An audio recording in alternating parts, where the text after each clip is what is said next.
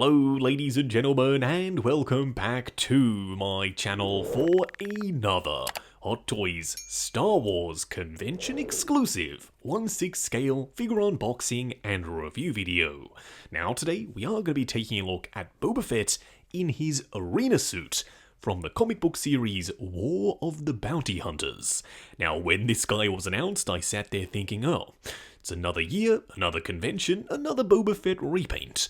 But it turns out there's a lot more to this suit, and we'll discuss that in just a second. Now I got mine from toyswonderland.com. Link for that is in the description below. They have 12-month installment plans and a points-based reward system.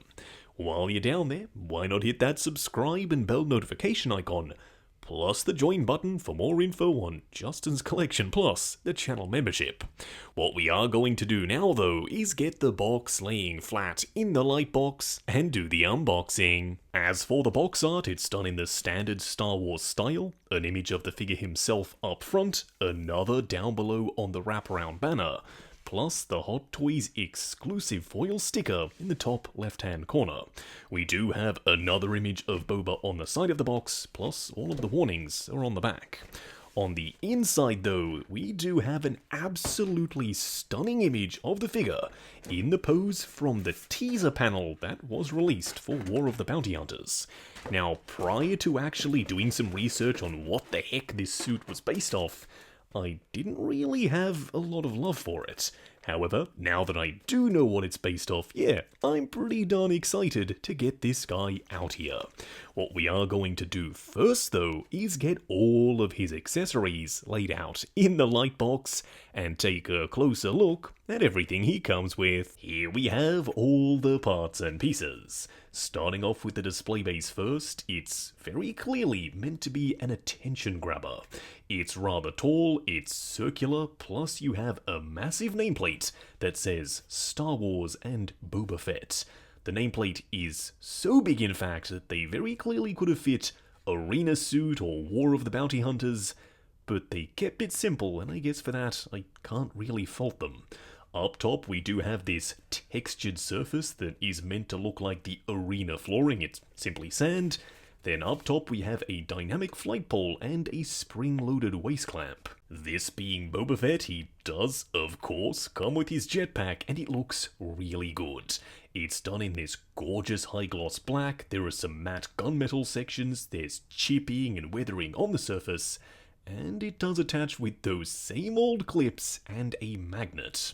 Now unfortunately, you don't get any blast effects, but the thrusters are still articulated and the ports are the same size as all of your other Mandalorian and Boba Fett figures that take those jetpack pieces. So if you have some lying around, yeah, they absolutely are compatible. You do also get the Empire Strikes Back version of his blaster rifle, and in all black, yeah, I think it looks really good. It's a nice glossy black, you do have some gunmetal sections and some silver dry brushing. Plus, up the front for the barrel, there is some airbrushing at certain sections that just breaks up the overall look of that glossy black. Plus, for the handle on one side, you do have a little bit of pitting. It's not super obvious, but trust me, under closer inspection in hand, it's definitely there. I'm pretty sure these blaster pistols are meant to be an homage to Jango Fett. More on that in just a second. They are both painted in the exact same way with the glossy black and the gunmetal sections. Plus, you do have some silver dry brushing up top for the barrel. It's a very interesting design. I like this gap in the trigger guard, and don't worry, you will see him holding both of these pistols a little bit later. For the one very clearly new piece, you do get this huge spear, and no, I'm not exaggerating, this thing is massive. Starting off up top, you've got this main central spike and the two blades down below. The entire thing is painted in the same way as all of the other weapons, meaning glossy black with some silver dry brushing around the edges. There is a ton of texture to the blades, and I really like the way that looks. Coming down to the main body, it is slightly flexible, which means fingers crossed when you're threading it through his hands and it's bending on you, it shouldn't snap, it does feel quite durable. The ribbed sections for the handles are nicely highlighted with some silver on the surface. Then down below you have this round section, and once again, another spike. In typical Boba Fett fashion, you do get his small jetpack adjustment tools, and by the way, this is the exact order and orientation that they slide into his pockets. If you don't believe me, you can check the instructions, which I would probably advise you to do anyway. They're painted in gunmetal with either some red or black highlighting. We've seen these before, they looked good with the previous Bobas, and they look good here too. Lastly, we do get a full array of gloved hands. They've got some quilting and stitching on the surface, plus some wrinkling. They do a relatively decent job of looking like gloves. What we are going to do now though is get Boba himself out here and take a closer look. Here we have him standing straight up and down in the light box, no crazy poses or accessories or anything like that. And you may be sitting there thinking, Justin, what the hell is this? It's just a black concept repaint for Boba Fett. And initially I thought the exact same thing, but I did a little bit of research and I now have the backstory, which makes me like him even more. Now this look is based off the comic book series Star Wars War of the Bounty Hunters. In the book, Boba Fett is traveling back with Han Solo in Carbonite, and the Carbonite block is starting to degrade. Boba Fett is a little bit short on credits. He stops over on Nar Shaddaa and asks his friend to help him, and his friend says, "Yes, Boba, I'll absolutely do that. But only if you help me with something first. Enter the arena." Now, Boba has to go to the arena and slay the champion fighter, but Boba says, "I can't do that in my regular suit. I'm going to be recognized." And his amigo says, "Not to worry, let's paint your suit in glossy black and people will be none the wiser." So they do exactly that. When Boba walks up to the registration for the arena fight, they say, "What's your name, son?" And he turns and says, "Django." So technically, this is Boba Fett's alter ego of Django Fett, his dad, and I like this suit even more because of that story detail. Now, hopefully that made sense. It's much better if you just go and read the comic book. It's a really good read, and Boba Fett kicks some serious butt while wearing this outfit. Plus, if you have this guy on the way, it'll get you even more excited.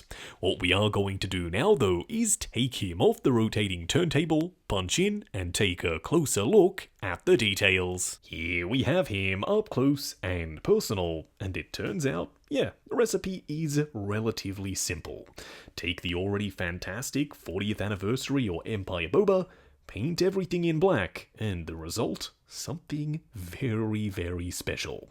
Starting off with the helmet, I love the mold as I did originally, but this time it's done in this super high gloss black. I was worried it was going to come across cheap as though it was unpainted black plastic, but you can see a little bit of orange peel on the surface, so I think it's been entirely painted. The visor is a super high gloss black as well, but there is a contrast to the rest of his bucket. You do have some silver chipping on the front and around the edges, plus up here for his dent, and the mandibles are painted in this speckled gunmetal. It's something that is subtle, but picks up the light really well. You also have the fully articulated rangefinder, as you'd expect for Boba Fett. Around the back, quite surprisingly, there is a lot to look at here, starting off with his jetpack. You do have multiple clips that are meant to hold it in position and a magnet, but because the back armor is slick and glossy, just like the rest of the suit, it does tend to slide around. So if you get a little bit more crazy with your posing, dial in the pose first, then adjust the position of his jetpack. You do have his full fabric cape on one side with a grey stripe down the middle and a fully tattered edge down below, plus a wire running along the outside and another running along the top edge. You've got multiple straps and buckles for his belts around the front, and then on the other side, his Wookiee braids, which are now painted in all black. Speaking of the black Wookiee braids, you do have a few more draped over his shoulder around the front as well. Now, the black fabric flight suit is just that, all fabric, so you know what that means. You can go crazy with your posing. Now, I was worried the flight vest was going to be made out of pleather, because it kind of looked as though it was, But luckily, this feels like a rubbery synthetic fabric, so I'm fairly certain this isn't going to crack and degrade and peel over time. His armor plating is the exact same mold as Empire, which means I think it looks really good. It's painted in the same gorgeous finish as his helmet. Super glossy, super reflective with that silver pitting and gunmetal chipping all around the edges, plus on all of the damaged sections as well. For those of you who've never actually seen or studied Boba Fett's suit up close, you might not know that it has an asymmetrical design, meaning on one side you have a holster that you can store his blaster pistol in, but that's not on the other. You also have one gauntlet with this little dart launcher and this piece that extends down past his hand. By the way, do be careful, that feels slightly fragile. Whereas the other looks completely different. It also has this hose that extends up into his main flight suit. I'm pretty sure that's supposed to be the hose that connects up to his jetpack to power his flamethrower on the side here. Around the front, you do have multiple layers that make up his belt area. The string cummerbund is all individual strings stitched together around the front, which means they do tend to get out of alignment constantly. It's something that you'll have to adjust when you dial in your posing. He also has some padded pockets velcroed up underneath this pleather belt, which, as I just said, is pleather. I'm not sure why. We've seen Hot Toys make belts that look almost exactly like this in finish and texture, but out of rubbery plastic. Who knows? Going forward, that's something that Hot Toys might consider doing for their Star Wars line, because they seem really obsessed with using pleather. You do have his armored crotch plate painted in the exact same way as the rest of the armor, with that gorgeous glossy black and that nice silver chipping. Coming down to the legs, you've got some pockets up front that aren't padded, but I'm pretty sure you could slide some in there if you do want them to stick out just a little more. Then we have his knee pads, which are an asymmetrical design. You've got a different layout for the darts on one side as compared to the other. You also have the jetpack adjustment tools. Check the instructions, they tell you exactly which tool goes in which pocket. Then we have the boots, which are a rather high top boot, but you still get a fairly decent range of motion. There's some texture on the side, even though they're black, there are multiple different shades, and you do have some detail on the undersides for the tread as well. As I said before, I wasn't super hype at first when I saw the promo pics for this, but in hand, it's definitely and quite easily won me over. Now for a quick side-by-side comparison, here we have Arena Suit Boba in all black on the left and regular Empire Boba on the right. As you can see, they stand at the exact same height, the armor plating is the same mold, and the flight suit pattern is the same as well. One is just all black, whereas one is much more colourful. Now, in my display, you bet these two are going to be posed up, standing together. The battle on Nar Shaddaa happens after Empire anyway, so chronologically, yeah, that absolutely makes sense. Something about the proportions on the arena suit though do look slightly more big and bulky. You can see more of the neck on Empire, which does look a lot more like a real person, whereas the arena one is based off a comic, so I guess they've taken a few more liberties with the proportions. Next up, here we have first appearance animated Boba, who I don't get to show off anywhere near often enough. He's based off the Return of the Jedi mold, therefore he looks slightly different and he's a little bit shorter. Now I did say that I was planning on displaying Arena Suit and Empire together because it kind of makes sense chronologically, but at the same time, having all of the variants together in the display also kinda works. Do let me know which option you prefer down below. Then we have the vintage-inspired Kenner Boba, who ends up being a little bit shorter than the arena suit, but I'm not quite sure why. They're both based off the Empire Strikes Back figure. It could be down to my 5 POA style straight up and down pose, but I don't think that's detracting a ton of height here. At the end of the day, the Kenner-inspired figure is just a little bit shorter. Lastly, here we have the beaten down, worn out, but still badass Boba Fett from Mandalorian. And he is pretty much the exact same height as Arena Suit, but he's a little bit bigger and broader. He also has the black robes, which does kind of blend the look between Empire and the Arena Suit. Who knows, maybe one day we can get this black Arena Suit in live action. Just going over articulation. Now bear in mind this is my personal copy of the figure, so I'm going to be a little bit more careful. I'm sure when you get yours in hand, you can push the joints slightly further than I am willing to go. Now starting off with the helmet, there's a ball joint underneath and another at the base of his neck. Looking forward and back, swivel and pivot side to side. The arms will go up to there. They will go forward and back on soft ratchets at the shoulder, butterfly joint forward and back as well as up and down, swivel at the bicep, double bend on ratchets at the elbow that does get you the full way, plus a regular 1/6 scale wrist peg.